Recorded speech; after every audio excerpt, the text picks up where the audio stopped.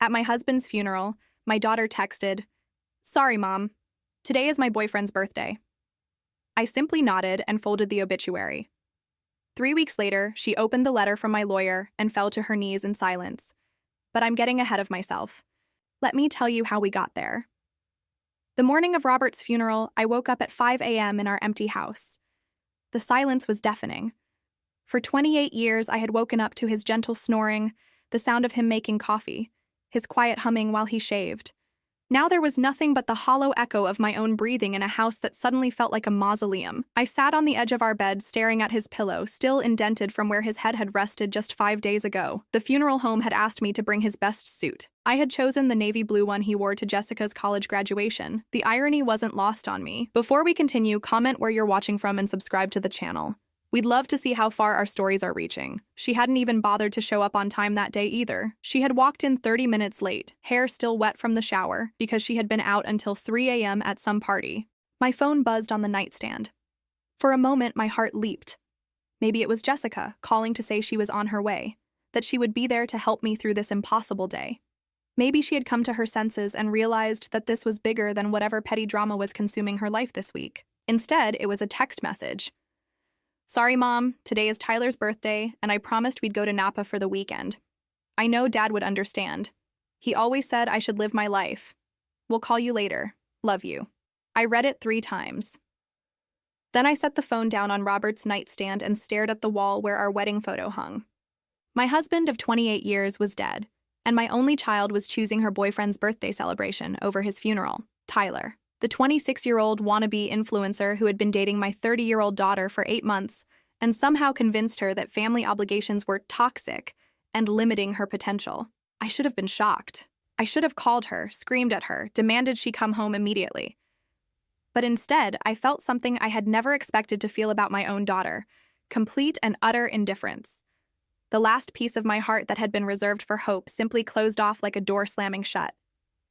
I got dressed mechanically, putting on the black dress I had bought specifically for this day. It felt strange buying clothes for my husband's funeral, like preparing for the worst day of my life with a shopping trip.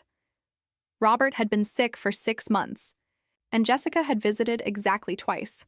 The first time she spent 20 minutes complaining about the hospital parking fees. The second time she didn't even come upstairs. She called from the lobby saying Tyler was waiting in the car and she had to go. The funeral home was half empty.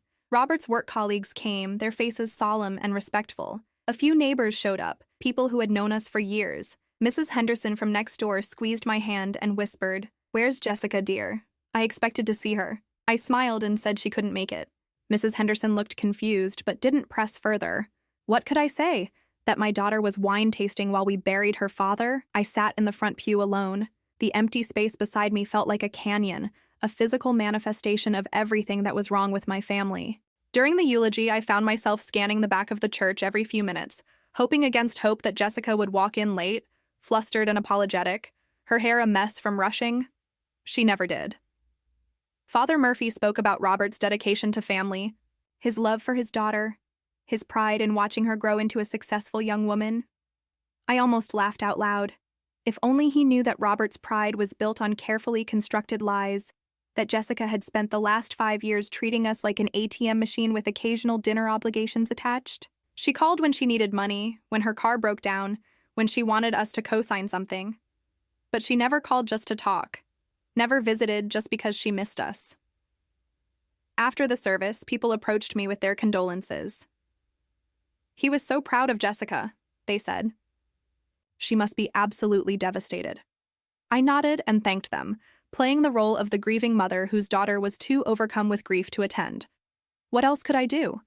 Tell them that she was probably taking Instagram photos with wine glasses while they lowered her father into the ground? The worst part was that Robert had died asking for her. In his final days, delirious from the medication, he kept asking when Jessica was coming to see him. "Is she here yet?" he would whisper. "Tell her I'm waiting." And I would lie and say she was on her way. That traffic was bad, that she would be there soon. He died believing she cared enough to come. When I got home that evening, the house felt enormous and oppressive. My phone had 1 missed call from Jessica. No voicemail, just a call log entry that lasted exactly 12 seconds. She had probably pocket-dialed me while fumbling for her wine glass. I walked through our house, touching things that belonged to Robert. His reading glasses on the kitchen counter, folded exactly the way he always left them. His coffee mug in the sink, still stained with his morning coffee from 5 days ago. His jacket hanging on the back of his chair, the pockets full of receipts and mints, and the small daily debris of a life suddenly cut short. Each item felt like a small stab to my chest, but also like evidence of a life fully lived, at least by him. I made myself a cup of tea and sat at our kitchen table, the same table where we had shared thousands of meals, where we had helped Jessica with her homework when she still tolerated our presence, where we had planned our retirement dreams. Robert had wanted to travel. He had maps marked with all the places he wanted to see: Italy, Ireland, the Pacific Northwest. We were going to start next year. He had been researching hotels and restaurants, planning itineraries with the same careful attention he brought to everything. My phone buzzed again. This time it was a text from Jessica. "How did everything go today?" Tyler says hi and sends his condolences. I stared at the message for a long time. How did everything go? Her father was buried today. Her father, who had worked 2 jobs to pay for her college education. Her father, who had never missed a single one of her soccer games, even when he was exhausted from working 12-hour days. Her father, who had co-signed her student loans, her car loan, her apartment lease. Her father, who had paid for her spring break trips, and her study abroad semester and her post-graduation finding myself phase. Her father, who had died asking for her, wondering why she hadn't visited him in the hospital. How did everything go? And Tyler says hi. Tyler, who had never met Robert, who had actively discouraged Jessica from visiting, who had convinced her that family guilt was something she needed to overcome. I turned off my phone and went to bed in the empty house. In the empty bed, with the empty space where my life used to be. But something had shifted inside me during those long, quiet hours. Something cold and final. The last thread of hope I had been holding on to for my daughter had snapped completely. And for the first time in years, I slept deeply and dreamlessly. The days after the funeral blurred together like watercolors in the rain. I moved through the house like a ghost, handling the endless paperwork that comes with death. Insurance claims, bank accounts, pension transfers. Each form required proof that Robert was gone, as if the empty chair at breakfast wasn't evidence enough. Jessica called exactly once that week, not to ask how I was doing, not to offer help with the arrangements, but to ask about Dad's life insurance situation. She said it casually, like she was asking about the weather. When I told her I was still sorting through everything, she said, "Well, just let me know what I need to sign, okay? Tyler and I are thinking about getting a place together and we might need help with the down payment." I hung up without saying goodbye. That night, I sat in Robert's study, surrounded by 30 years of our life together. Photo albums, tax returns, birthday cards Jessica had made in elementary school. In one photo, she's 7 years old, missing her front teeth, hugging Robert after he taught her to ride a bike. She looks at him like he hung the moon. When did that change? When did we become nothing more than a source of funding for her endless string of bad decisions? I opened our joint checking account online and stared at the numbers. The life insurance payout had come through. $300,000. Enough to keep me comfortable for the rest of my life, or enough to bankroll Jessica's continued refusal to grow up. I knew which option she was counting on. The truth was, this pattern had been building for years. I had just been too hopeful, too maternal, too stupid to see it clearly. Jessica hadn't become selfish overnight. She had been training for this moment her entire adult life. It started in college. Every phone call was a crisis that required money. Her laptop died during finals week. Her car needed expensive repairs. Her sorority had mandatory events that required new dresses. Robert and I always said yes. We told ourselves we were investing in her future, helping her focus on her studies instead of worrying about money. But Jessica never seemed to study much. Her grades were mediocre at best, and she changed majors 4 times. After graduation, the requests continued. She needed help with her security deposit. Her roommate stiffed her on utilities. She got fired from her marketing job because her boss was totally unreasonable and expected her to work late sometimes. There was always an excuse, always someone else to blame, always an emergency that required our immediate financial intervention. Robert worried that we were enabling her, but I convinced him we were being good parents. She's finding herself, I would say. Young people take longer to settle down these days. I had a dozen justifications for every handout, every bailout, every time we swooped in to rescue her from the consequences of her own choices. The boyfriends made it worse. First, there was Derek, the aspiring musician who convinced Jessica that working in an office was selling out. She quit her job to support his art, which consisted mainly of playing guitar in coffee shops for tips. When Derek dumped her for someone with a trust fund, she was devastated and broke. We paid her rent for 3 months while she recovered. Then came Marcus, the personal trainer who got her interested in some kind of pyramid scheme selling health supplements. She begged us to invest $5,000 in her business opportunity. Against my better judgment, Robert wrote the check. 6 months later, our garage was full of protein powder that Jessica couldn't sell, and Marcus had moved on to his next victim. Now there was Tyler, the worst of them all, a 26-year-old Instagram influencer with 30,000 followers and no visible means of support. He had convinced Jessica that her family was holding her back and that she needed to establish boundaries with us. Funny how those boundaries only applied to emotional support and time commitment, never to money. I found Robert's journal in his desk drawer. He had been keeping track of our loans to Jessica for the past 5 years. Car payment assistance, $8,400. Rent help, $1,260, credit card debt, $7,200, miscellaneous emergencies, $11,300. The total was $30,900, and that didn't include the college tuition we had paid, or the countless smaller amounts we had handed over without thinking twice. She never pays us back, he had written in shaky handwriting just 2 months before he died. Victoria keeps saying she will when she gets on her feet, but when is that going to be? She's 30 years old. When I was 30, I had a mortgage and a baby and 2 jobs. What are we doing wrong? I closed the journal and pressed my face into my hands. Robert had seen it clearly toward the end, but I had been blind. I had made excuses for Jessica's selfishness because the alternative was too painful to accept. I had raised a daughter who saw me as nothing more than a wallet with legs. The really devastating part was remembering how hard Robert had tried to connect with her in those final months. He would light up whenever she called, even though I knew he was just hoping she would ask about him instead of asking for money. He saved articles he thought she would find interesting. He bought books by authors she mentioned liking. He kept a list of restaurants he wanted to take her to when he got better. She never asked about any of it. When she visited him in the hospital, she spent most of the time on her phone, texting Tyler or scrolling through social media. Robert would be lying there, hooked up to machines, trying to tell her about the physical therapy or the new medication, and she would respond with absent-minded uh-huhs while typing. I remember one afternoon when he asked her to help him walk to the window. The doctors had said movement was important for his recovery. Jessica sighed dramatically and said, "Dad, I'm wearing heels. Can't the nurse do that?" She was wearing flip-flops. That night, after she left, Robert cried. I had never seen him cry before, not even when his own father died. "I don't think she loves me," he whispered. "I think she loves what I can give her, but I don't think she loves me." I should have validated his feelings. I should have acknowledged what we both knew to be true. Instead, I made more excuses. "She's just stressed about work," I said. "She doesn't know how to handle seeing you sick. She loves you. She's just not good at expressing it." But Robert was right. Jessica didn't love him. She loved the idea of having parents, the safety net we provided, the financial security of knowing we would always be there to catch her when she fell. But the actual people we were, the individuals with feelings and needs and hopes, we were irrelevant to her. The phone rang, startling me out of my memories. It was Jessica again. "Hey, Mom. I was thinking about Dad's funeral," she said, and for a moment my heart softened. Maybe she was calling to apologize, to acknowledge how badly she had handled everything.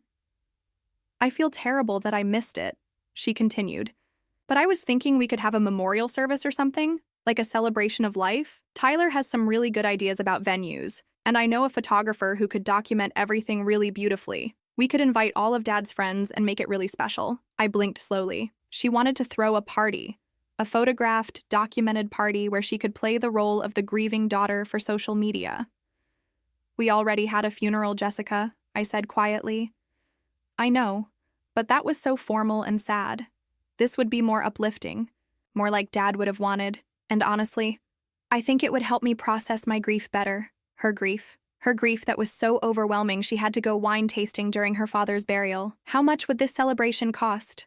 I asked. "Oh, not that much. Maybe $5,000 or $6,000. Tyler knows people in event planning, so we could get a good deal." Of course, this was about money. Even her fake grief was a business opportunity. "Jessica," I said, "your father is gone. There's not going to be a party." "Mom, don't be so negative. This could be really healing for both of us." "What would be healing," I said, "is if you had shown up when he needed you." There was a long silence. Then Jessica's voice turned cold, the way it always did when she didn't get what she wanted. "I can't change the past," she said. "All I can do is try to move forward and honor Dad's memory. But if you want to just wallow in negativity, that's your choice." She hung up, And sitting there in Robert's study, surrounded by the evidence of a life well lived and a love well given, I made a choice of my own. Jessica wanted to move forward? Fine. But she was going to do it without me, and without Robert's money. It was time for her to learn what the rest of us had always known. That love isn't a transaction, that family isn't a business arrangement, and that some mistakes have consequences that can't be fixed with an apology or a pretty party. I picked up the phone and called our lawyer. It was time to make some changes. 3 days after that phone call with Jessica, I found myself doing something I had avoided since Robert's death, going through his personal belongings. I had been putting it off, telling myself I wasn't ready, but the truth was, I was afraid of what I might find, afraid of more evidence of how much Jessica's behavior had hurt him. I started with his dresser, folding his shirts and sorting through his socks with mechanical precision. Then I moved to his closet, touching the sleeves of jackets he would never wear again. At the back, behind his winter coats, I found something I had never seen before. A small wooden box, the kind used for jewelry or important documents. Inside were letters, dozens of them, written in Robert's careful handwriting on his personal letterhead. They were all addressed to Jessica, but the envelopes had never been sealed, never mailed. My hands trembled as I pulled out the first one, dated 6 months before his diagnosis.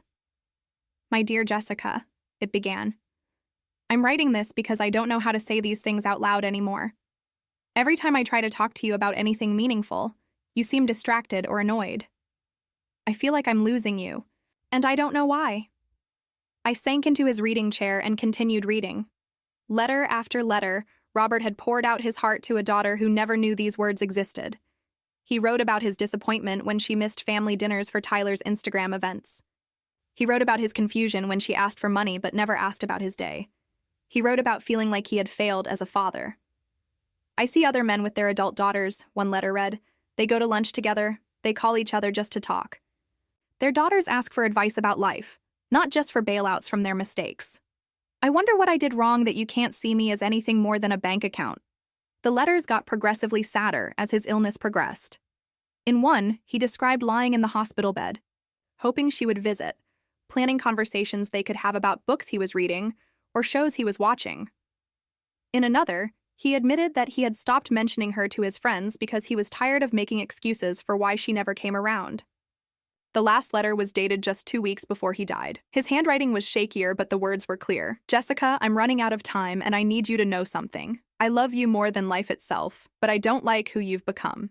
You're selfish and entitled and cruel, and I blame myself for that. Your mother and I gave you everything, but we never taught you gratitude. We solved all your problems, but we never taught you resilience. We handed you money whenever you asked, but we never taught you the value of working for something. I used to think that unconditional love meant supporting you no matter what. Now I realize that real love sometimes means letting people face the consequences of their choices. I wish I had been brave enough to do that while I still had time to see if it would help you grow up. I'm scared that after I'm gone, you'll treat your mother the same way you've treated us both these past few years. I'm scared that you'll see my death as nothing more than an inheritance opportunity. I hope I'm wrong, but I don't think I am. If you're reading this someday, and I'm not here anymore, please know that I died hoping you would change.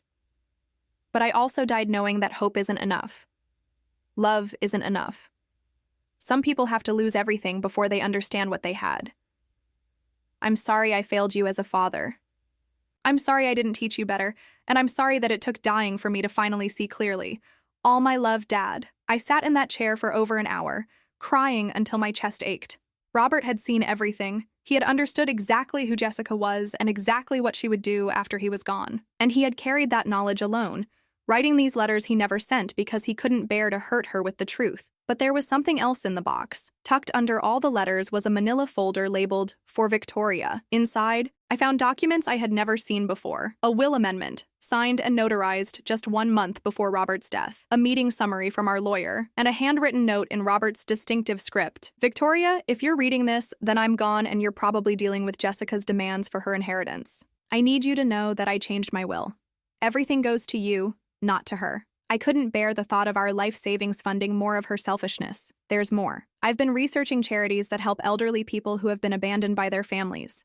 I found one called Silver Haven that provides housing and support for seniors whose children don't care for them. I want you to consider donating our money there instead of giving it to Jessica. Let our savings help people who actually need it, People whose families failed them the way we failed Jessica by enabling her for so long. I know this will be hard. I know you love her. But loving someone doesn't mean funding their refusal to grow up. Sometimes the most loving thing you can do is let them fall. I'm sorry to put this burden on you. I should have been stronger while I was alive, but I trust you to do what's right. Robert, my hands shook as I read the letter again. Robert hadn't just seen Jessica clearly. He had taken action. He had protected our assets from her entitlement and given me a roadmap for what to do next. More than that, he had given me permission to stop enabling her. Something I had never been able to give myself. I looked up Silver Haven online. It was exactly what Robert had described, a residential community for older adults whose families had abandoned them. The website showed smiling faces of people who had found companionship and dignity in their golden years, despite being rejected by their own children. The testimonials broke my heart and filled me with purpose at the same time. I thought I would die alone, wrote one resident. My son only called when he needed money, but here I have people who care about me as a person, not what I can give them. My daughter told me I was too negative and she couldn't have that energy in her life, wrote another. But the truth was, I was depressed because she never visited. Here, I have friends who actually want to spend time with me. These were my people. These were Robert's people, adults who had given everything to their children, only to be discarded when they were no longer useful. We could help them. Our money could give them comfort and community and the love their families had withheld. I called the lawyer that afternoon and made an appointment for the next day. When I told him what I wanted to do, he was quiet for a long moment. Mrs. Chen, he said finally, are you sure about this?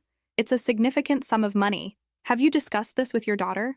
My daughter made her priorities clear when she chose a birthday party over her father's funeral, I said. She'll survive without an inheritance. These people at Silver Haven might not survive without help. He nodded and pulled out the paperwork. Your husband was very specific about his wishes. He really wanted you to have full control over the estate. He knew what Jessica would do, I said.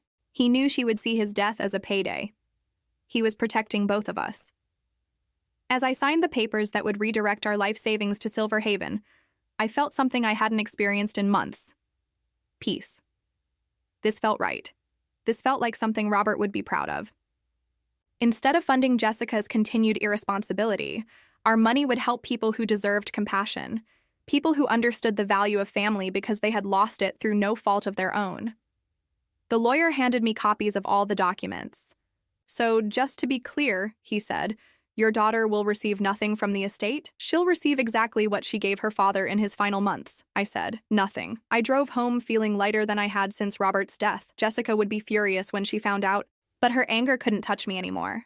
I had found a way to honor Robert's memory that would actually matter, that would actually help people instead of enabling selfishness. That evening, I called Silver Haven and spoke to the director about making a major donation. She cried when I told her the amount, and I cried when she told me how many residents they could help with Robert's gift. Would you like to visit? She asked. We'd love to show you what your husband's generosity will make possible. I made an appointment for the following week. For the first time since Robert's death, I had somewhere to go, something to look forward to. I had a purpose beyond managing my grief and dealing with Jessica's demands. I was finally ready to build a life that Robert would be proud of, a life that honored his values instead of funding the destruction of them. And Jessica would just have to figure out how to be an adult without our safety net.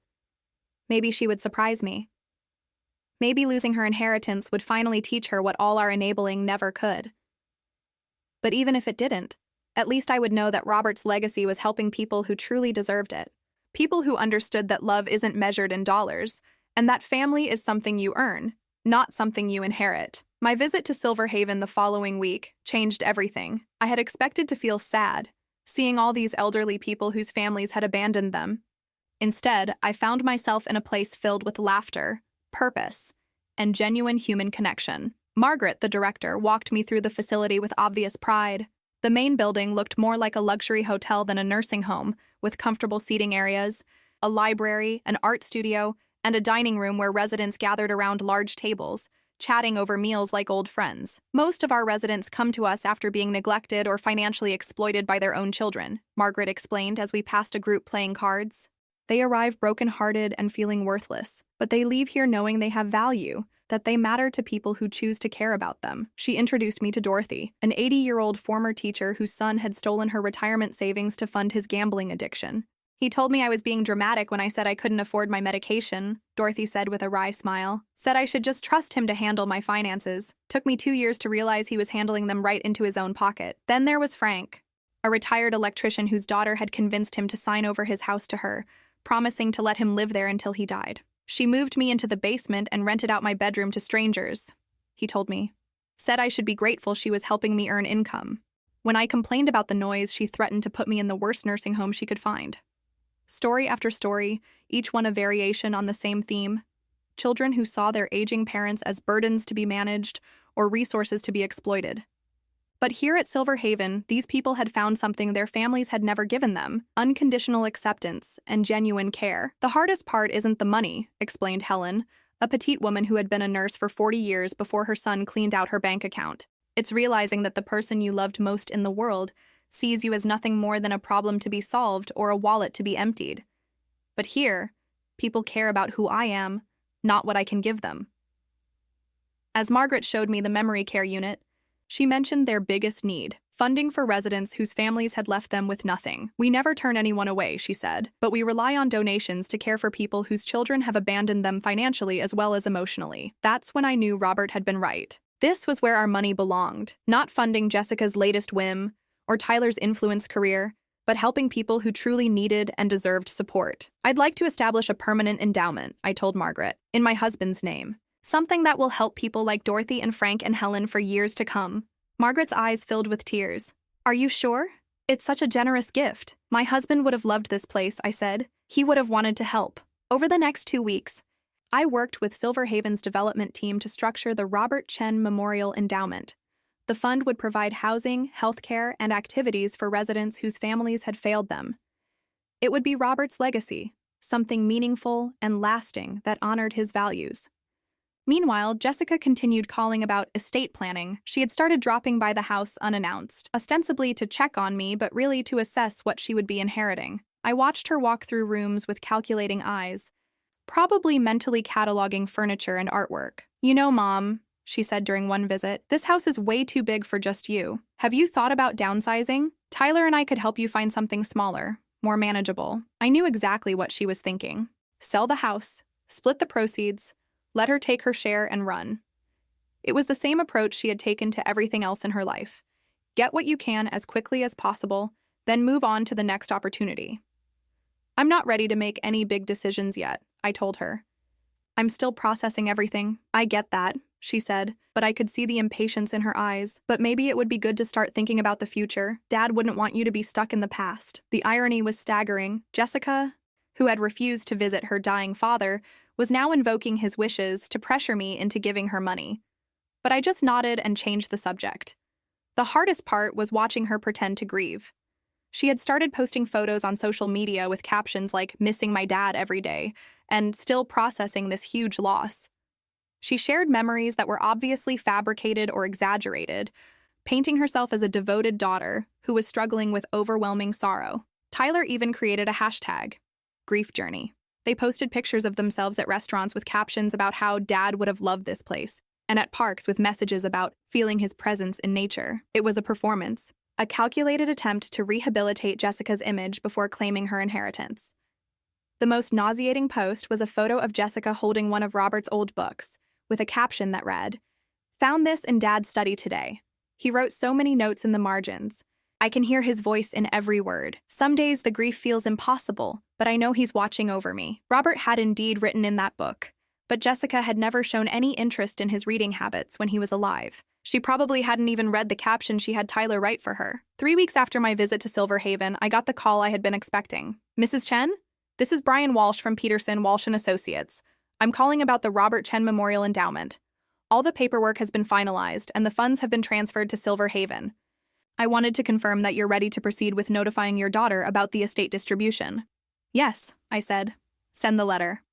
"And you're certain about this decision? Once she receives notification, there's no taking it back."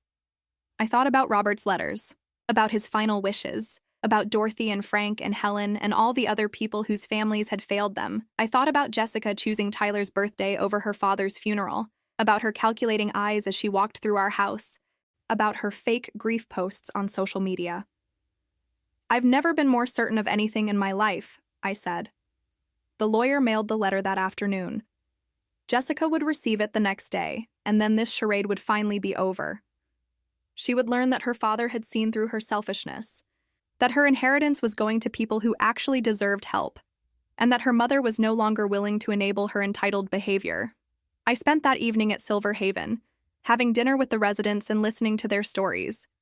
Dorothy showed me photos from her teaching career. Frank told me about the houses he had wired in the early days of his business. Helen shared memories of the patients she had cared for during 40 years of nursing. These were people with rich histories, valuable experiences, and wisdom gained through decades of hard work and service to others. Their children had discarded them like trash, but here they were valued and respected and loved. "Your husband's gift will help so many people," Margaret told me as I prepared to leave. "We're going to put a plaque in the garden with his name on it. Would you like to help choose the inscription?" "He would have liked something simple," I said. "Maybe just Robert Chen." He believed in the power of genuine love. As I drove home, I felt something I hadn't experienced since Robert's death: excitement about the future. Tomorrow, Jessica would learn that her entitled expectations were just fantasies. Tomorrow, she would discover that actions have consequences, that love can't be taken for granted, and that some disappointments are too deep to be fixed with money. I had spent 30 years trying to buy Jessica's love and respect. Now I was finally free to spend Robert's legacy on people who would actually appreciate it, people who understood that family isn't about what you can get, but about what you're willing to give. The letter would arrive tomorrow and Jessica's world would change forever. But for the first time since Robert's death, I wasn't dreading the fallout. I was looking forward to building something beautiful from the ashes of our broken relationship. Something that would honor Robert's memory and help people who truly deserved compassion. The old Victoria would have worried about Jessica's reaction, would have already started planning apologies and explanations. But the new Victoria, the one Robert's letters had helped me become, was ready to let Jessica face the consequences of her choices. It was long overdue. The call came at 11:47 a.m. on a Tuesday. I was in my garden, tending to Robert's roses, when my phone rang with Jessica's number. I had been expecting this call since the lawyer confirmed he had sent the letter yesterday. I let it ring 4 times before answering. "Mom," her voice was different, flat, shocked. "I got a letter from Dad's lawyer." "Did you?" I kept my voice neutral as I deadheaded a particularly beautiful bloom. "It says," she paused, and I could hear papers rustling. "It says that Dad left everything to you, that there's no inheritance for me at all. This has to be a mistake." "It's not a mistake, Jessica." The silence stretched so long I thought the call had dropped. Then, "What do you mean it's not a mistake?" "Of course it's a mistake. Dad wouldn't do this to me." I sat down on Robert's favorite bench, the one he had built himself 15 years ago. "Your father was very clear about his wishes. Everything comes to me, and I'm free to do with it what I think best." "But that's insane!" Her voice cracked with panic. "I'm his daughter. I'm his only child. You can't just cut me out of his will." "I didn't cut you out, Jessica. Your father did." Another long silence. When she spoke again, her voice was smaller, uncertain. "Why would he do that? I don't understand." For a moment, I almost felt sorry for her. She genuinely seemed shocked that her behavior had consequences. But then I remembered Robert lying in that hospital bed, asking when she was coming to visit. I remembered him dying while she was posting Instagram stories from wine country. "When was the last time you visited your father without asking for money?" I asked. That's not fair. I loved Dad. "When was the last time you called him just to see how he was doing?" "Mom, stop. This isn't about—" "When was the last time you remembered his birthday without me reminding you?" "You're being cruel," she said, but her voice was shaking. "I'm being honest, something I should have done years ago." I heard Tyler's voice in the background, sharp and demanding. He was asking what was happening, what the lawyer had said. Jessica covered the phone, but I could still hear their muffled argument. When she came back on, her tone had hardened. "Fine. You want to play games? I'll contest the will." Dad wasn't thinking clearly at the end. The medication, the pain pills, they probably affected his judgment. Any lawyer will tell you that. "Your father changed his will a month before he got sick," I said calmly. "When he was completely healthy and clear-minded, he knew exactly what he was doing." Another pause. "Then you influenced him. You turned him against me." I almost laughed. "Jessica, I spent 5 years making excuses for you to your father. I defended you when you missed family dinners. I covered for you when you forgot his birthday. I lied to him about why you never visited when he was sick. If anything, I protected you from seeing how disappointed he really was." "That's not true. He wrote letters, Jessica. Letters he never sent because he couldn't bear to hurt you with the truth. He knew exactly who you had become, and he made his decision accordingly." I could hear her crying now, but it sounded more like frustration than grief. Tyler was talking urgently in the background, and I caught fragments. Lawsuit, undue influence. We can fight this. Where is the money going? Jessica asked suddenly. If I'm not getting it, what are you doing with it? I'm donating it to Silver Haven. It's a residential community for elderly people whose families have abandoned them. The irony wasn't lost on either of us. There was a sharp intake of breath, then more muffled conversation with Tyler. You can't do this, she said when she came back. That money belongs to our family. No, Jessica. That money belonged to your father, and now it belongs to me. And I'm giving it to people who actually need it. People whose children failed them the same way you failed your father. I didn't fail anyone, she shouted. I was living my life. Dad always said I should be independent. There's a difference between independence and abandonment. You chose your boyfriend's birthday party over your father's funeral. You chose Instagram photos over hospital visits. You chose asking for money over asking how he was feeling. Those were your choices, and this is the consequence. Tyler grabbed the phone. Mrs. Chen, this is Tyler. Jessica is very upset right now, and I think you're being incredibly manipulative and cruel. Mr. Chen obviously wasn't thinking clearly when he made these decisions. Tyler, I said, my voice ice cold. You convinced my daughter to skip her father's funeral for your birthday party. You have no business discussing what my husband was or wasn't thinking clearly about. That's not what happened. Jessica was conflicted, and I supported whatever decision she made. You supported her decision to abandon her dying father. That tells me everything I need to know about you. I hung up before he could respond. The phone rang again immediately. I declined the call. It rang again. I turned it off. An hour later, Jessica was at my front door. I could see her through the window, pacing on the porch, gesticulating wildly as she talked to Tyler on her phone. She was clearly distraught, her carefully maintained composure finally cracking. I didn't answer the door. Instead, I went to Robert's study and pulled out his letters. I selected 3 of them, the ones where he wrote most clearly about his disappointment in Jessica's behavior, and made copies. When the doorbell finally stopped ringing, I went back to the window. Jessica was gone, but I knew this wasn't over. Tyler would probably convince her to hire a lawyer, to fight the will, to make this as difficult as possible. Let them try. Robert had been very careful about the legal aspects, and I had some of the best lawyers in the city on my side. That evening, Margaret from Silver Haven called with an update on the endowment. Victoria, I wanted to let you know that we've already identified 5 residents who will be directly helped by Robert's gift. There's also a woman on our waiting list whose son took her savings to buy a boat. She's been living in her car for 3 weeks, but now we can offer her a place immediately. Robert would be so happy to know that, I said, and meant it. Would you like to meet her when she arrives? Her name is Patricia, and she was a librarian for 35 years. I think you two would have a lot in common. I'd love that. After I hung up, I walked through the house that Robert and I had shared for so many years. It felt different now. Lighter somehow. The weight of Jessica's expectations, of her constant financial demands, of her emotional manipulation, all of that was finally gone. Tomorrow, she would probably show up again with a lawyer. She would make threats and accusations. She would try to paint me as a vindictive mother who had stolen her rightful inheritance. But it wouldn't matter. I had documentation, legal backing, and most importantly, I had the truth. Robert had seen Jessica clearly in his final months, and he had made his choice. Our money would help people who truly needed it, people who understood the value of family because they had lost it through no fault of their own. I poured myself a glass of the wine Robert and I had been saving for our retirement travels, and I toasted his photograph on the mantel. You were right, I told him. Love isn't a transaction, and some people have to lose everything before they understand what they had. The old Victoria would have been lying awake tonight, worrying about Jessica's feelings, planning ways to smooth things over. But this Victoria, the one Robert's letters had helped me become, slept peacefully. Tomorrow would bring new challenges, but also new possibilities. I was finally free to build a life that honored Robert's values instead of enabling Jessica's selfishness. And somewhere across town, Jessica was probably just beginning to understand that actions have consequences, that love can't be taken for granted, and that some bridges, once burned, can never be rebuilt. 6 months later, I stood in the garden at Silver Haven, watching residents tend to vegetables they had planted with their own hands. The Robert Chen Memorial Garden was thriving, just like the people it served. Tomatoes climbed wooden trellises, herbs perfumed the air, and elderly hands that had once felt useless now had purpose again. Patricia, the former librarian whose son had stolen her savings for a boat, walked up beside me carrying a basket of fresh lettuce. She had arrived 3 weeks after my confrontation with Jessica, frightened and broken after living in her car. Now she managed Silver Haven's new library and had become one of my closest friends. The basil is ready for harvesting, she said with a smile. Dorothy wants to make pesto for tonight's dinner. She says it was her late husband's favorite recipe.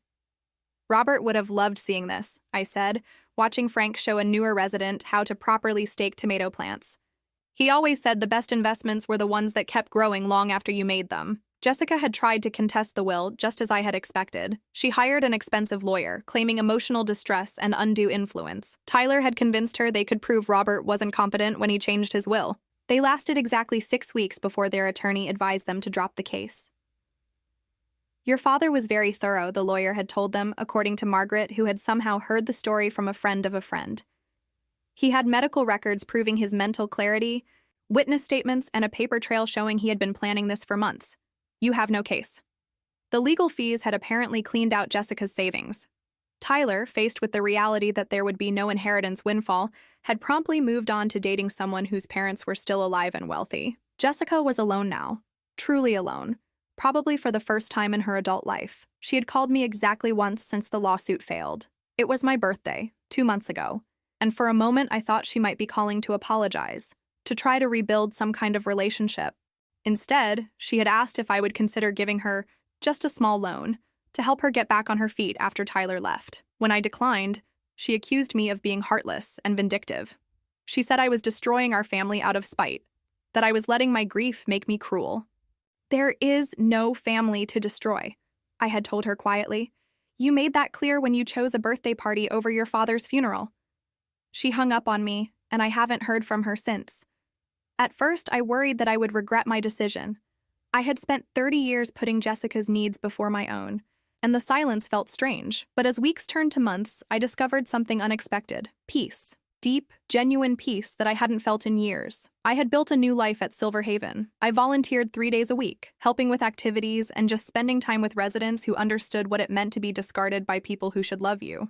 I had dinner with Frank and Dorothy and Helen and Patricia several times a week, sharing stories and laughter with people who appreciated my company for its own sake. Margaret had offered me a position on the board of directors, and I had accepted. We were expanding the program to include a day center for seniors whose families neglected them, but hadn't completely abandoned them yet. The goal was intervention, helping families learn to value their elderly members before it was too late. Sometimes I think about reaching out to my daughter, Patricia told me as we walked back toward the main building. I wonder if she even knows I'm not living in my car anymore. But then I remember how she looked at me when I told her about the money being gone, like I was already dead. The hardest lesson I learned, I said, is that you can't love someone into being a good person. Love doesn't fix character flaws. It just enables them if you're not careful. We paused at the memorial plaque Margaret had installed near the entrance to the garden. Robert Chen. He believed in the power of genuine love. Below it, in smaller text, his legacy lives on in the lives he continues to touch. Every time I read those words, I felt Robert's presence. Not in some mystical way, but in the tangible reality of what his money was accomplishing. Mrs. Anderson, who had been financially abused by her grandson, now had a safe place to live. Mr. Rodriguez, whose children had put him in a terrible facility and forgotten about him, was learning to paint watercolors. Susan Wright, whose daughter had convinced her to sign over her house and then kicked her out, was teaching other residents how to knit. These were Robert's true legacy. Not Jessica's Instagram posts or Tyler's influence career, but real people living better lives because a good man had recognized that love should be given to those who value it. My phone buzzed with a text from Margaret. Victoria, Patricia's book club wants to know if you can join them next Thursday. They're reading that mystery novel you recommended. I smiled as I typed back my acceptance. This was my family now. Not the family I had been born into or the family I had raised, but the family I had chosen. People who cared about each other not because they had to, but because they wanted to. The autumn air was crisp as I walked to my car, and I realized I was humming. Actually humming. Something I hadn't done since Robert died. I was happy. Genuinely, deeply happy for the first time in months. As I drove past the park where Robert and I used to walk on Sunday mornings, I saw a young woman pushing an elderly man in a wheelchair. She was laughing at something he had said, her face bright with genuine affection. They looked like they enjoyed each other's company, like spending time together was a pleasure rather than an obligation. That could have been Jessica and Robert. Should have been Jessica and Robert. But Jessica had made different choices, and now she was living with the consequences while I was living with the peace that comes from finally doing the right thing. I drove home to the house that no longer felt too big or too empty. I had dinner plans with Patricia and Dorothy. a board meeting to prepare for, and a new resident arriving tomorrow who needed someone to help her navigate her first day away from the family that had failed her. My calendar was full, but not with obligations I dreaded. Full with people I genuinely cared about and activities that gave my life meaning. Full with the kind of relationships Robert had always believed in, based on mutual respect and genuine affection rather than guilt and financial dependence. That night, I sat in Robert's chair in his study, surrounded by the books he had loved and the notes he had written. I pulled out one of his unmailed letters, the one where he wrote about hoping I would find happiness after he was gone. I found it, I whispered to his photograph. I found exactly the kind of happiness you would have wanted for me. Outside, the wind chimed softly through the trees we had planted together 20 years ago. Inside, the house settled into comfortable silence, and somewhere across town, Jessica was probably posting another fake grief Instagram story, or plotting another way to get money from relatives, or blaming everyone but herself for the mess her life had become. But that wasn't my concern anymore. I had learned the hardest lesson of my life, that sometimes the most loving thing you can do is let someone face the consequences of their choices, even when that someone is your own child. Robert's legacy was safe now, helping people who truly deserved help, and I was finally free to live the kind of life he would have been proud of, surrounded by genuine love, genuine friends, and genuine purpose. The girl who had once chosen a birthday party over her father's funeral would have to find her own way forward. I had found mine.